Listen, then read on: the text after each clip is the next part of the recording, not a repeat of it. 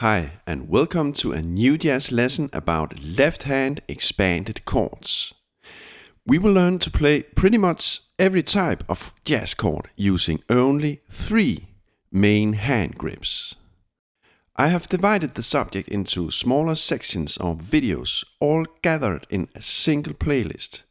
I will paste a link to the playlist in the description below. So far I have added 2 lessons to the playlist, but more will follow very soon. In the former lesson we learned about grip 1. In this lesson we will learn about grip 2. You don't have to skip to the former lesson just yet. The grips can be learned in any order, and I will make small summaries when needed. In every lesson in this series of videos we will make useful exercises to manage and play the grips in different relevant contexts. The left-hand chords are rootless, meaning that the chords are to be used when playing in a band having a bass player around that makes the keynote. Right now we don't have any bass player around, so we just cross over with our right hand to play the bass notes. In that way we can practice the chords with our left hand. My name is Oliver Prehn, by the way, and I surely hope that you will enjoy this lesson.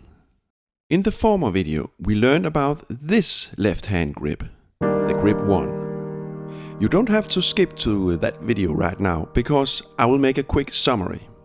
But if you want to exercise and dig deeper into this grip 1, you should visit the video.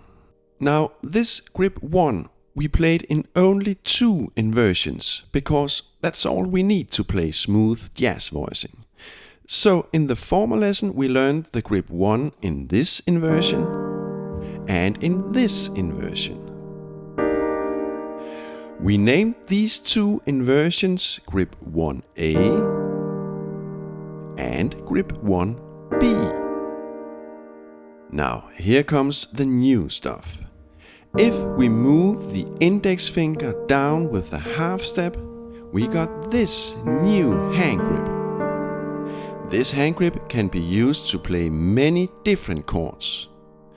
We name this hand grip grip 2. This progression from grip 1 to grip 2 is very often used when playing jazz, so we have to be familiar with this rather easy grip progression. We will do some relevant exercises later on in this lesson. Now, if we learn this grip 2 in only 2 inversions, we will be able to play smooth chord progressions in almost any case. So what we do is that we move the 2 lower notes up with an octave like this. We name these 2 inversions grip 2A and grip 2B. Now, in the former lesson we also played grip 1 in 2 inversions, grip 1A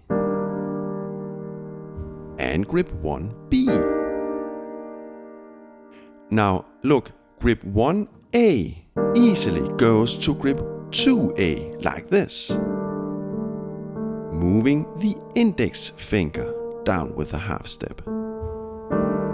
In the same manner, grip 1B easily goes to grip 2B like this, moving the pinky down with a half step.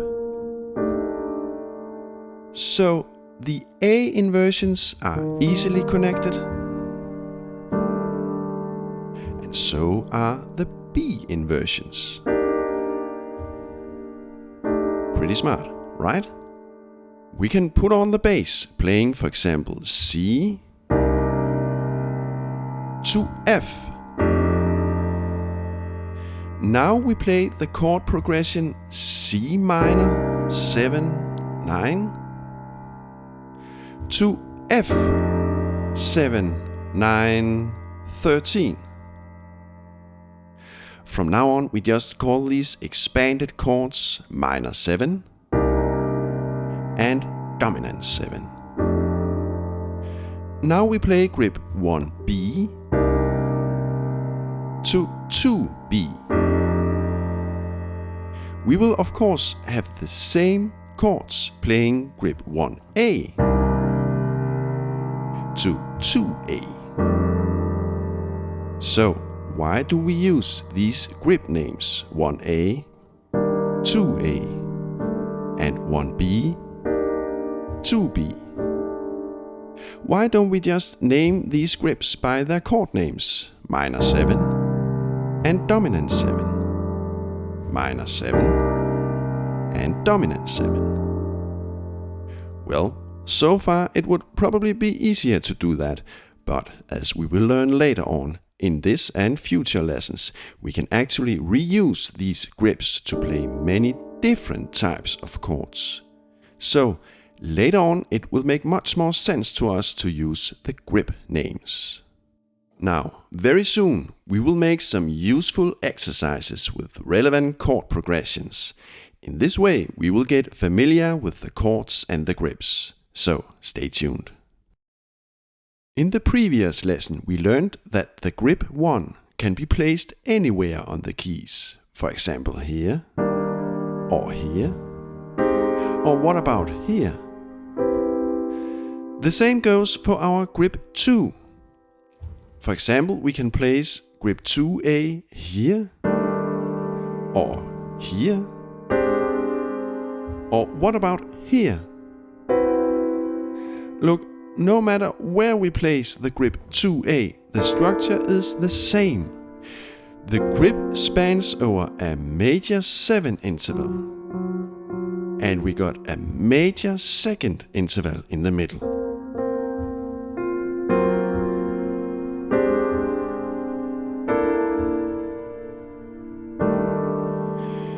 Here we got the inverted grip 2B.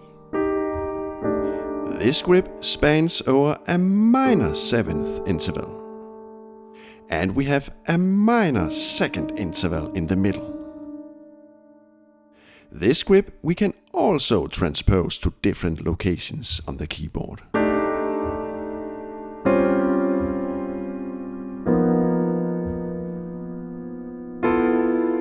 So, now comes the hard work. We need to be familiar with the grips in all 12 tonalities. And we need to be familiar with the most common progressions using the grips. All that may seem overwhelming, but don't despair. We just make a simple exercise to manage all this. In the former lesson we exercised grip 1. We went from grip 1A to grip 1B just by moving the 2 upper notes down a whole step. And then we proceeded from grip 1B to grip 1A by moving the 2 lower notes down with a whole step. And we continued this pattern down the register.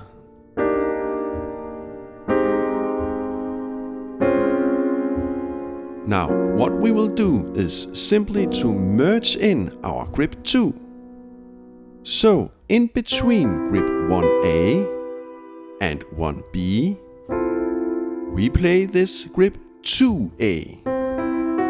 So, we go from 1A to 2A, just by moving our index finger down with a half step, as we have done earlier in this lesson. And then we continue to grip 1B, like this. Let me show you this again, because this is important. Here we have a grip 1A. This grip 1A can proceed to a grip 1B like this, moving the 2 upper notes down with a whole step. In the middle of this progression, we merge in the grip 2A.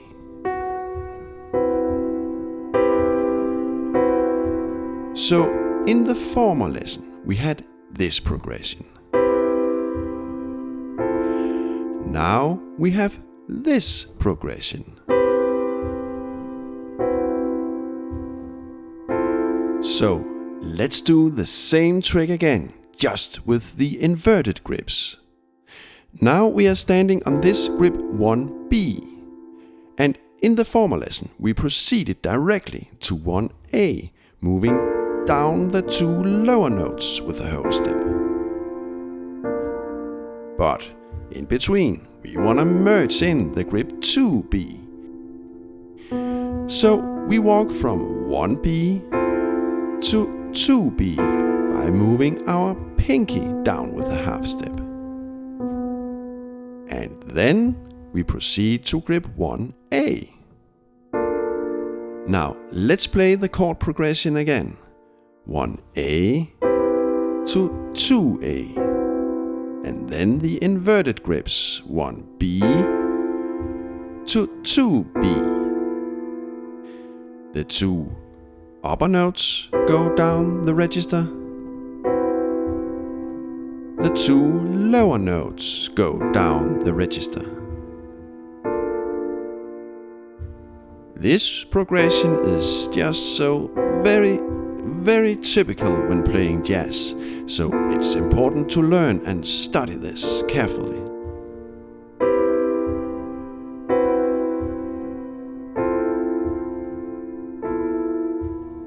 Now let's try to continue this movement down the register through the different tonalities.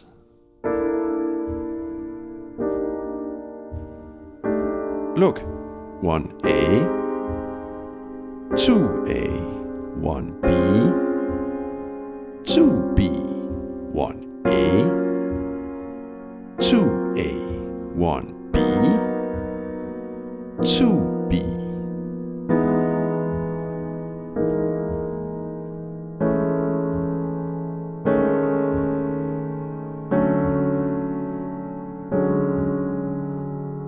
When we go too deep, we just move the hand grip up an octave and start all over.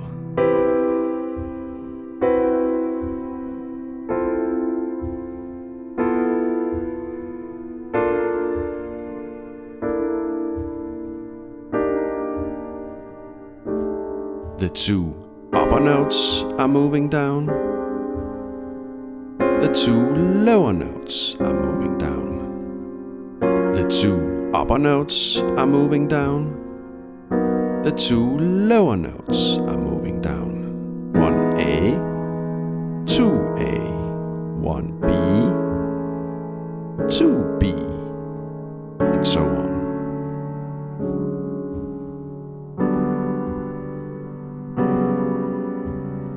Let's put on some bass notes.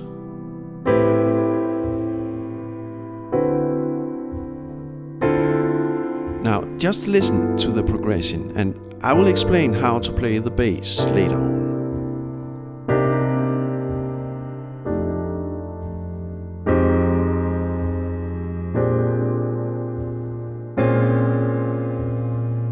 Now we hear the minor 7 chord, dominant 7, minor 7, dominant 7, minor 7, dominant 7.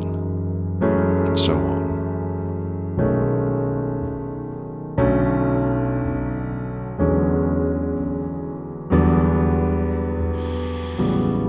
Okay, so what is going on in the bass?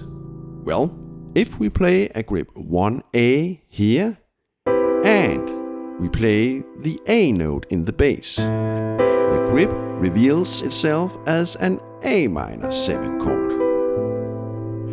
If we proceed to grip 2A while moving the bass note down with a perfect fifth, we got the D dominant 7 chord. This progression from a minor 7 chord to a dominant 7 chord, a fifth below, is probably the most common chord progression when playing jazz. That's why we want to exercise this progression. So what to do now? We simply let the bass stay on D, but we continue our left hand grip progression and we got the D minor 7 chord. So we have made a chord substitution from major to minor.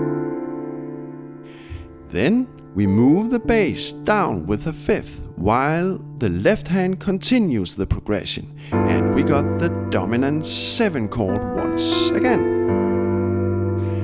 And then we let the bass stay on the same note, and we got the minor 7 chord. And we just repeat this movement over and over again.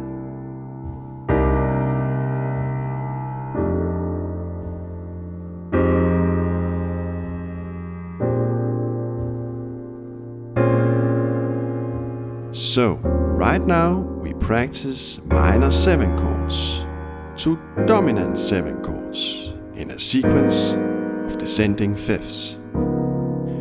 Doing an exercise like this is crucial when learning the left hand jazz chords.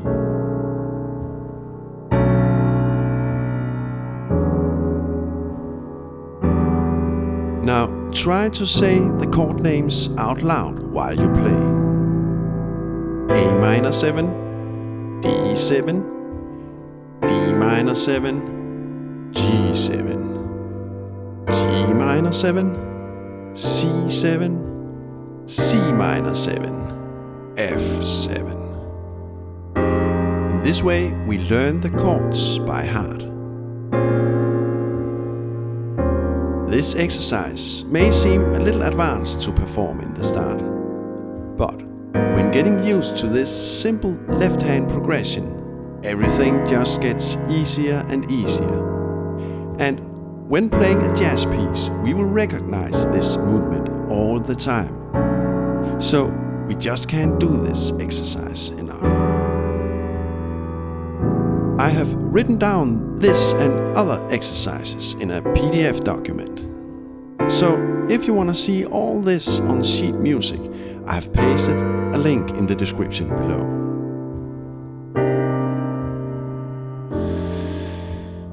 Okay, very soon we will discover how we can reuse our exercised grip progression to play completely different types of chords. Being able to reuse stuff in different contexts is really smart. In that way we make shortcuts into the music. So the following will be really useful. Now listen to these chords.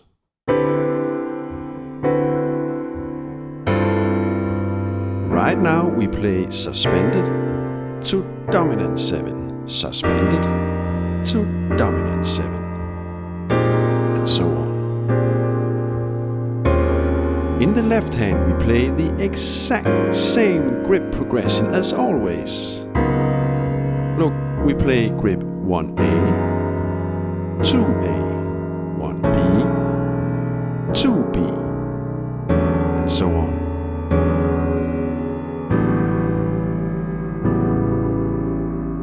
The left hand progression is all the same.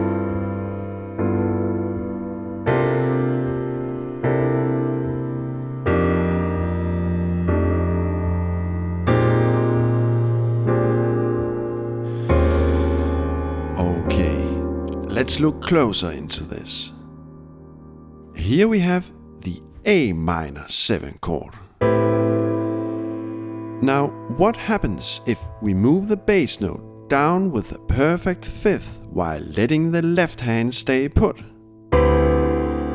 Well, then we got the D suspended 7, 9, 13 chord. A huge and really nice sounding expanded chord. From now on we just call this chord sus. This sus chord is easily resolved to the dominant 7 chord like this. We just move the index finger down with a half step as we are used to when going from grip 1A to 2A. So walking from grip 1A to 2A can for example be this chord progression minor 7 to dominant 7. Or we can play this chord progression, sus, resolve to dominant 7. It all depends on how the bass note is related to the left hand grip. Now we will continue our progression using the sus chords. We go to grip 1B, while the bass note goes down with the 5th, and we got the G sus.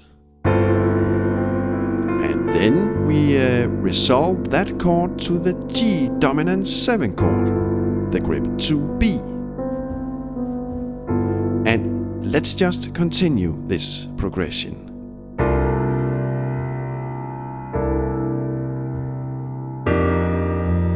Now, isn't that great?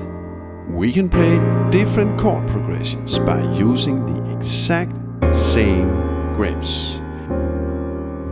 1A, 2A, 1B, 2B.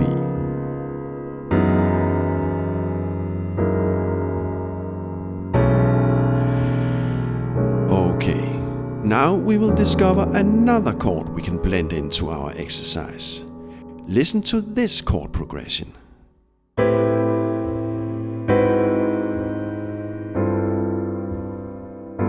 Now we play minor 7 to altered 7 to sus to dominant 7. Minor 7, altered 7, sus, dominant 7, and so on.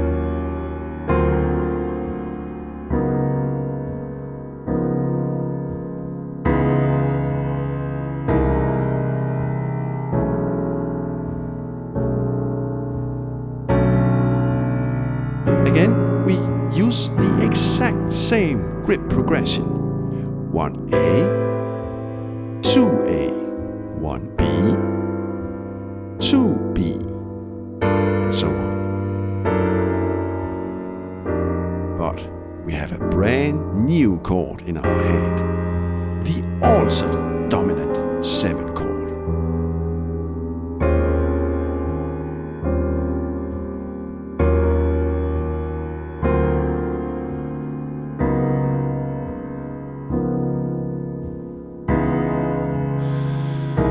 Okay, so what's going on here? Well, first we play the minor 7 chord, in this case the A minor 7 chord. Earlier in this lesson we went to the dominant D7 chord like this, right? But instead we make a tritone substitution, so we play the bass at tritone interval away from the original D note, and we got this altered 7 chord. Nice sound, right? In this way we achieve a stepwise bass going from A minor 7 to A flat 7 altered. And then the bass moves another half step down to the G suspended chord. Then let the bass stay on the same note, and we resolve the sus chord to the dominant 7 chord, as we have done earlier in this lesson. Then we once more let the bass stay put, and we substitute our major chord with a minor chord, as we have also done earlier in this lesson. And then we start all over.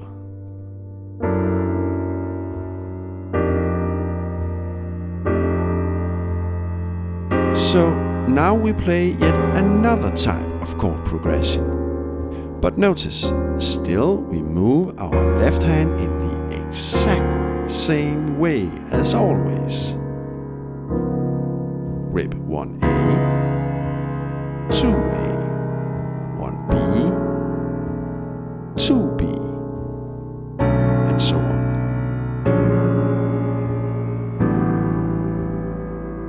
So we reuse the same grips and the same grip progression, the same left hand exercise to play different chord qualities. We will do that in a much greater extent in the future lessons about the left hand chords.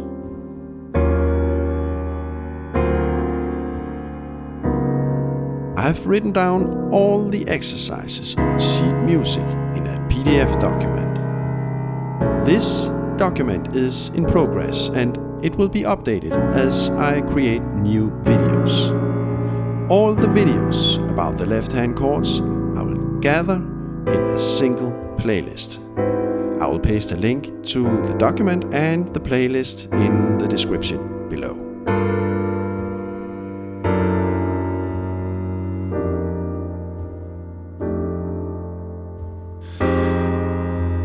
Okay, if you feel for it, you can donate $1 or $2 at Patreon or PayPal. I'm just so grateful for all the donations I have received so far. They keep me going, and because of the donations I have actually been able to cut down the hours at my regular job to make even more new jazz lessons. That's really, really fantastic. So thanks a lot, girls and guys. And thanks for all the very nice messages that usually are attached to the donations. I surely love you all. The best and warm regards from Oliver Prehn.